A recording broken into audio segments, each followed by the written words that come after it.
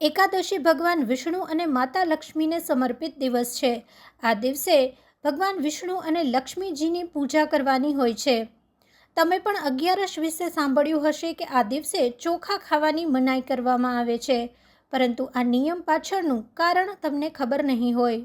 માન્યતા છે કે અગિયારસના દિવસે ચોખા ખાવા નરકાગામી કહેવાય છે.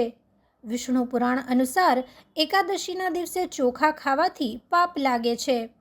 એકાદશીના દિવસે ચોખા ખાવાની મનાઈ એટલા માટે પણ હોય છે કે ચોખાને હવિષ્ય અન્ન કહેવાય છે. માન્યતા છે કે અગિયારસના દિવસે જે વ્યક્તિ ચોખા ખાય છે તેને બીજા દિવસે સરીસૃપ યોનિમાં જન્મ મળે છે. એકાદશીના દિવસે ચોખા ન ખાવા પાછળનું વૈજ્ઞાનિક કારણ પણ છે.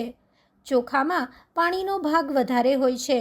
એકાદશીના દિવસે ચોખા ખાવાથી મન ચંચળ રહે છે અને એકાગ્રતા જળવાતી નથી. તેથી પણ ચોખા ખાવાની મનાઈ કરવામાં આવે છે.